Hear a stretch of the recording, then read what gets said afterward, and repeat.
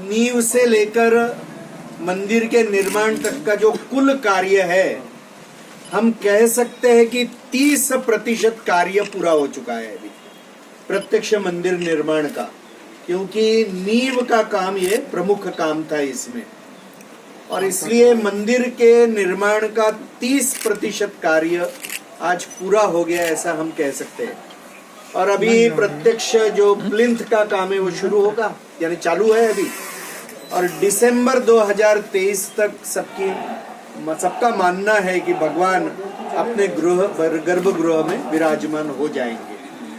तो सभी बजरंगी भगवान के दर्शन के लिए, मंदिर का जो निर्माण कार्य चल रहा है उसके भी दर्शन के लिए जाएंगे। तो ये मुख्य रूप से अभी का विषय है।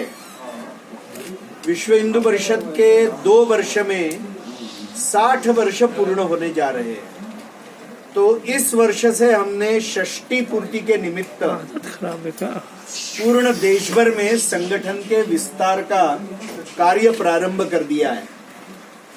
तो देश में अभी लगभग 30,000 गांवों तक विश्व हिंदू परिषद का कार्य फैला हुआ है।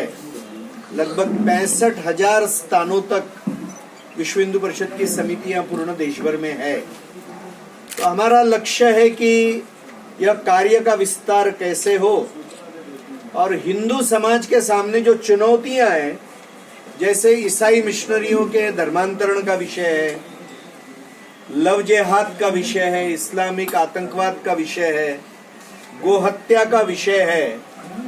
तो इस तरह की जो चुनौतियां अभी चल रही है, तो उन चुनौतियों का सामना करना, इसमें से मार्ग निकालना, इसके लिए भी विश्व हिंदू परिषद आगामी 2-3 वर्षों में कार्य वृद्धि करेगा। विश्व हिंदू परिषद के प्रयत्न से पिछले 1.5 वर्ष में 6-7 राज्यों में धर्मांतरण विरोधी कानून आ गया है। हमारा प्रयास है कि केंद्रीय स्तर पे भी ये कानून आना चाहिए, और इसलिए हमने अभी सभी दलों के सांसदों से भी इस वक्त के बजट सेशन में संपर्क किया है। देखिए, 2-3 प्रकार के विषय, क्योंकि ये जटिल प्रश्न है। एक तो गाय की रक्षा का विषय है, क्योंकि हमारे आस्था का विषय है।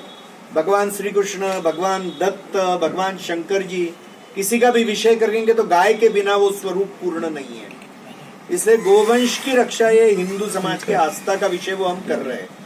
आज विश्व हिंदू परिषद कम से कम 1.5 से 2 लाख गोवंश की रक्षा कसाईयों के हाथ से प्रतिवर्ष करता है, जिसमें विश्व हिंदू परिषद का युवक विभाग जो बजरंग दल, इसकी प्रमुख भूमिका रहती है। मगर इसके साथ में हम एक गो संवर्धन का काम करते हैं कि हजारों किसानों को जैविक कृषि का प्रशिक्षण दे रहे हैं, यानी गोवंश आधारित कृषि का।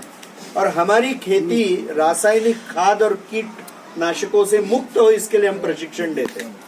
मगर जो रास्ते के ऊपर गोवंश आ रहा है, जिसकी तकलीफ कुछ लोगों को हो रही है, तो हमारा प्रयास यह है कि गाय का और गोवंश का उपयोग यदि कृषि में वापस प्रारंभ हो जाएगा तो यह संकट का उत्तर निकलेगा। और साथ साथ में समाज का प्रबोधन करके सहकारिता के आधार के ऊपर क्या गांवों में हम सामूहिक रीति से गायों की संभाल, इसकी कोई पद्धति स्थिर कर सकते क्या, इसके लिए भी प्रयत्न चल रहा है।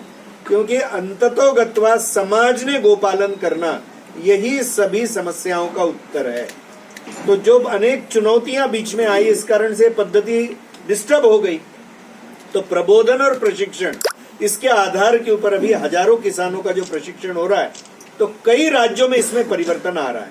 तो जो आपने समस्या बताई है, उसका भी हल ढूंढने का प्रयत्न इसी दृष्टि से हम करेंगे।